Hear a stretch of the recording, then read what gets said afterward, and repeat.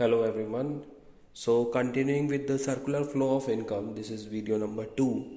जो हमारा चैप्टर था, जो टॉपिक था circular flow of income. Circular flow of income में हमने कल डिस्कस किया था, कल के वीडियो में, कि कैसे काम करता है इनकम। मतलब प्रोडक्शन फेजेस डिस्कस किए थे, प्रोडक्शन फेज, डिस्ट्रीब्यूशन फेज और डिस्पोजिशन फेज।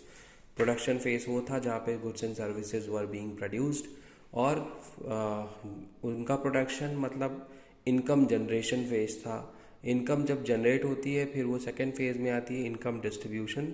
जो लोग फैक्टर सर्विसेज देते हैं उनके बीच में इनकम का डिस्ट्रीब्यूशन होता है, और जब उनको इनकम डिस्ट्रीब्यूट हो जाती है, इनकम मिल जाती है, तो इसका मतलब ये कि अब वो अपनी इस इनकम को डिस्पोज ऑफ करेंगे, मतलब ख़त्म करेंगे, खर्च करेंगे। तो that is the third phase.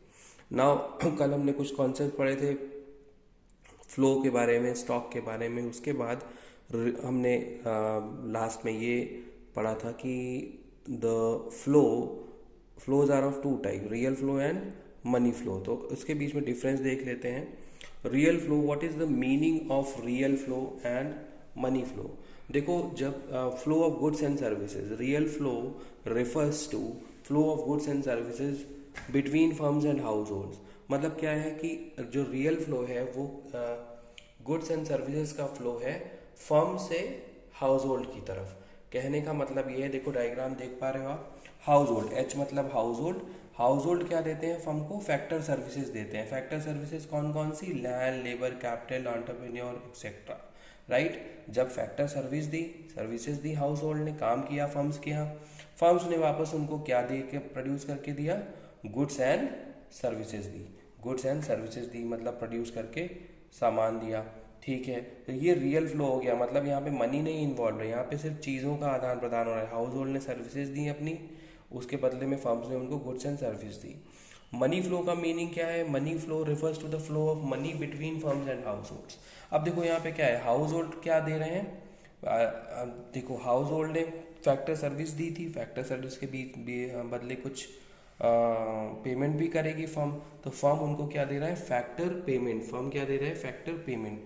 Factor payment मतलब जो लैंड, लेबर, कैपिटल, एंटरप्रेन्योर के बदले में जो पेमेंट देना है फर्म्स को, वो पेमेंट्स, जैसे कि लैंड के बदले में रेंट दिया जाएगा, लेबर के बदले में वेजेस एंड सैलरीज, कैपिटल के बदले में इंटरेस्ट एंड एंटरप्रेन्योर स्किल के बदले में प्रॉफिट्स। तो फर्म्स उनको ये पे कर देंगे। अब जब हाउस होल्ड के पास पेमेंट आ गया, मतलब इनकम उनके पास आ गई, डिस्ट्रीब्यूट हो गई, तो हाउस होल्ड कुछ पैसे खर्च करेंगे। पैसे खर्च करेंगे, उस खर्चे को बोलते हैं कंजम्पशन एक्सपेंडिचर। यानी कि फर्म्स के पास मनी के रूप में जाएगा हाउस होल्ड का ही पैसा। राइट। इसका मतलब हम ये कह सकते हैं factor income is equal to consumption expenditure, factor payment is equal to consumption expenditure, and factor services is equal to goods and services. दूसरा बेसिस ऑफ डिफरेंस है काइंड्स ऑफ एक्सचेंज। भाई ये तो मीनिंग से ही क्लियर है, that it is exchange of goods and services. In real flow the exchange of goods and services take place, and in money flow the exchange of money takes place. Difficulty क्या होती है? Goods, जब सिर्फ goods और services की exchange की बात करते हैं, तो यहाँ बार्टर सिस्टम के बारे में हमने पढ़ा था कि वहाँ बार्टर सिस्टम की एक डिफिकल्टी हो सकती है, लेकिन यहाँ कोई इस तरह की डिफिकल्टी मनी फ्लो में नहीं होती है। इनके अदर नेम्स भी हैं, दूसरे नाम भी हैं। रियल फ्लो को फिजिकल फ्लो भी बोला जाता है। Real flow is also called the physical flow, and money flow is also called as nominal flow. I think ये clear. So this is clear. Now एक छोटा सा टॉपिक है फोर सेक्टर इकोनॉमी। हमें फोर सेक्टर इकोनॉमी याद नहीं रखना है, लेकिन ये जनरल सी बात है। फोर सेक्टर इकोनॉमी कौन कौन है? हाउस होल्ड, जो हमें फैक्टर सर्विसेज देते हैं, लैंड, लेबर, कैपिटल, एंटरप्रेन्योर की। राइट। फिर फर्म्स जो प्रोड्यूस करती हैं चीज़ों को, मतलब इसको प्रोड्यूसिंग सेक्टर भी बोल सकते हैं। राइट। उसके बाद गवर्नमेंट दो चीज़ें करती है। गवर्नमेंट भाई एक्सपेंडिचर भी करती है, और पब्लिक वेलफेयर के लिए एक्सपेंडिचर भी करती है, लॉ एंड ऑर्डर मेंटेन करती है, साथ ही साथ वो प्रोडक्शन यूनिट भी होती है, जैसे गवर्नमेंट की कंपनीज होती हैं। And rest of the world, ROW, rest of the world मतलब फॉरेन सेक्टर, मतलब इम्पोर्ट एंड एक्सपोर्ट। ये फोर सेक्टर इकोनॉमी होती है। हमें जो काम करना है that is circular flow in two sector economy. Two sector economy का मतलब सिर्फ हाउस होल्ड्स एंड फर्म्स। अब इससे समझेंगे। देखो, house hold and firms, right. हो क्या रहा है, हाउस होल्ड सबसे पहले फर्म्स को क्या देते हैं, फैक्टर सर्विस। क्या देते हैं, फैक्टर सर्विस। फैक्टर सर्विस मतलब लैंड, लेबर, कैपिटल, एंटरप्रेन्योर की सर्विस। फर्म्स ने उसके बदले में उनको क्या पे किया होगा, फैक्टर पेमेंट। उसके बदले में क्या पे किया होगा, फैक्टर पेमेंट। फैक्टर पेमेंट दिया हाउस होल्ड को, ठीक है। हाउस होल्ड के पास जब पैसे आ गए तो हाउस होल्ड ने क्या किया, कंजम्पशन एक्सपेंडिचर किया होगा, कंजम्पशन एक्सपेंडिचर हुआ। कंजम्पशन एक्सपेंडिचर का मतलब खर्चा किया।